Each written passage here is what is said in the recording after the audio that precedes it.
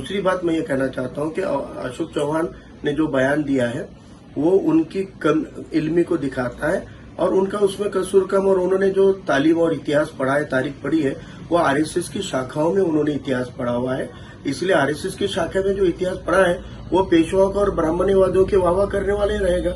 इसलिए अशोक चौहान को चाहिए कि वो बहुजनवादी इतिहास पढ़े। एक बहुत बड़े लेखक आह साळुंखे जी हैं जिन्होंने उस पूरे झूठी तारीख के ऊपर से नफरत की तारीख को पर्दा फाड़ते हुए हकीकी तारीख को सामने लाया है।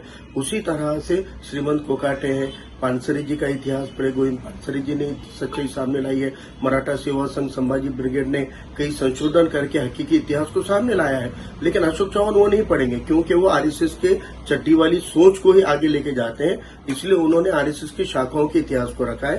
और जहां तक रही बात कि उस दौर के निजाम क्या था, उस दौर को समझने की जरूरत है। औरंगजेब आलमगीर उस वक्त में पूरे मुल्क के राजा थे और उस वक्त में छत्रपति संभाजी महाराज एक मामले में राजद्रोह का उन पे आरोप था और वो उनको पकड़ के देने के लिए छत्रपति संभाजी महाराज को पकड़ के देने का काम जो था वो छत्रपति संभाजी महाराज के सगे साले ने पकड़ के दिया है।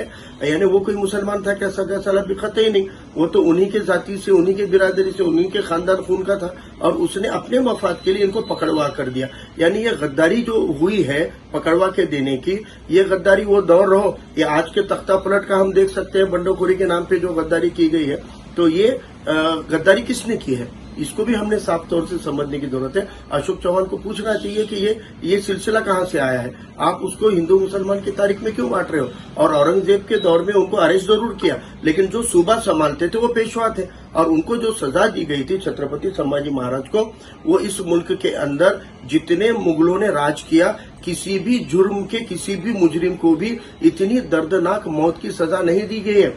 उनकी सजा रहती थी वो सर छाट देते थे या उसको फांसी देते थे या कोई ऐसी सजा देते थे अगर मृत्युदंड भी दिए तो। लेकिन छत्रपति संभाजी महाराज को मनुस्मृति के अंदर जो सजाएं लिखी हुई है, क्योंकि छत्रपति संभाजी महाराज आला दर्जे के तालीम याफ्ता थे, 7 भाषाएं 7 जुबानें उनको आती थी और संस्कृत सिवाय ब्राह्मणों के कोई सीख नहीं सकता। ये कानून उन्होंने तोड़ा, उन्होंने इल्म लिया, उन्होंने सत्ता ली, एक शूद्र रहते हुए उन्होंने राज सत्ता के ऊपर अपना दावा ठोका, पेशों को हटाने की कोशिश की। ये सारे उनके ऊपर जुर्म लगा के पेशवाओं के जरिए पेशवाओं ने, यानी औरंगजेब आलमगीर के सिपाहियों की आड़ में पेशवाओं ने उनको सजाएं दी, इतनी दर्दनाक सजाएं दी कि तकरीबन 17-18 उनके जिस्म के टुकड़े कर फेंक दिए गए थे।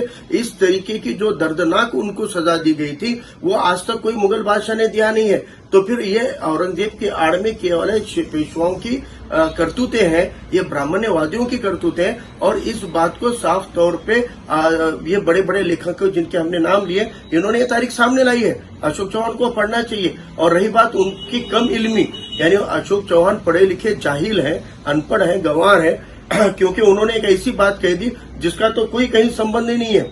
यानी उन्होंने कहा कि औरंगजेब आलमगीर ने अपने वालिद का कत्ल किया। अरे बाबा, आपको पॉलिटिकल प्रिजन जो रहते हैं, राजनीतिक जो नजर कैद होती है, इसका कंसेप्ट पता है क्या? औरंगजेब आलमगीर ने अपने वालिद बादशाह के तौर पे खजाने का मिसयूज कर रहे थे, आवाम की फलाही के लिए बजाय वो अलग अलग इमारतें बनाने में या फिजूल खर्ची में वो कर रहे थे, उसको विरोध किया। और जब उन्होंने उसको नहीं रोका तो उन्होंने अपने वालिद को तख्त से हटाया और एक महल में नजर कैद करके रखा था। उनको कोई कालकुटरी में नहीं डाला था, इनके माफी वीर के जैसे कोई काले पानी में नहीं डाला था। उनको एक महल के अंदर बाज़ाब्ता रखा और उनकी औरंगजेब आलमगीर का ये था कि उन्होंने आखिरी तक, अपने मौत के आखिरी घड़ी तक सरकारी तिजोरी का 1 रुपया नहीं लिया।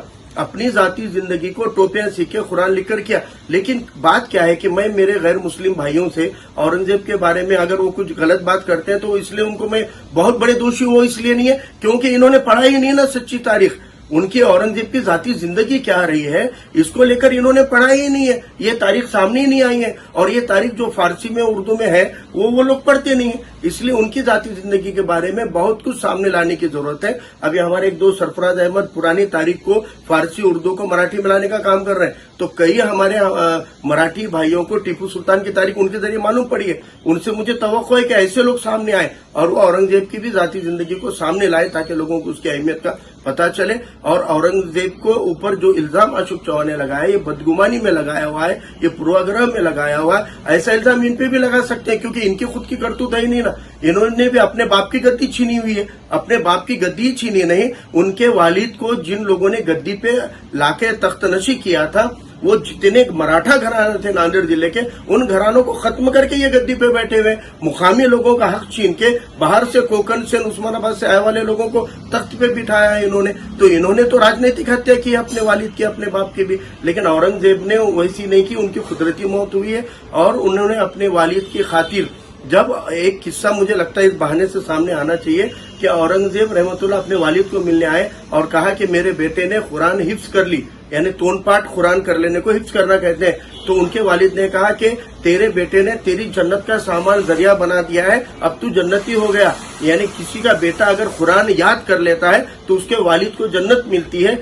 ये कंसेप्ट के ऊपर जब वो सुन कर गए, लंबे अरसे के बाद फिर वालिद को मिलकर बोले, वालिद साहब अब आप भी जन्नती हो गए, आपकी भी बख्शिश का सामान हो गया, क्योंकि आपके खातिर मैंने भी हिफ्ज कर लिया है।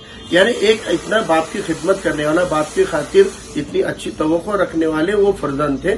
इसलिए मुझे लगता है कि औरंगजेब की तारीख को पढ़े बिना उन्होंने बदगुमानी नहीं फैलानी चाहिए। और मुझे शिवसेना के और कांग्रेस राष्ट्रवादी के एक मुद्दे पे आखिर में बात करनी है कि इन्होंने कहा था कि हम कॉमन मिनिमम प्रोग्राम बनाकर इकट्ठे आए हैं। हमारा एक कॉमन मिनिमम प्रोग्राम है और वो कॉमन मिनिमम प्रोग्राम में 22 नुक्ते 22 पॉइंट थे, जिसमें औरंगाबाद और उस्मानाबाद का नाम बदलने का मुद्दा नहीं था। और ये खुद इनके प्रदेश अध्यक्ष बाला साहब थोरात ने 3 महीने पहले औरंगाबाद में प्रेस में कहा था कि हमारा वो मुद्दा एजेंडा पे नहीं है, वो शिवसेना का एजेंडा है, हमारा कॉमन मिनिमम प्रोग्राम नहीं है। फिर ये 23वां मुद्दा छुपा हुआ कैसे सामने आ गया, और आ गया तो कॉमन मिनिमम प्रोग्राम के दम पर ये अपोज कर सकते थे, इन्होंने किया नहीं है। तो मुझे आवाम को ये कहना है, ये इनकी चड्डी का आप खुद खुलकर दिखा रहे हैं, उनको आपकी परवाह नहीं है। उनको मालूम है कि आप लोगों की कितनी भी जमीर को और किसको भी अगर घायल भी कर देंगे तो आप लोगों की पसमानदगी और गरीबी का फायदा उठा के वो 500 की जगह 1000 रुपए वोट को देंगे, और पैसा फेंक के जिनका वोट मिलता है उनके वखार को कायम रखने की अपनी जिम्मेदारी नहीं मानते। लेकिन उनको पता नहीं है कि अवाम ये हर दौर में अपने जमीर और अपने वखार की खातिर भूखी तड़पती मर गई, लेकिन अपने जमीर और वखार के साथ जीना पसंद करने वाली कौम को छेड़ने का काम उन्होंने किया। इंशाल्लाह इसके नतीजे आगे बहुत बुरे होंगे।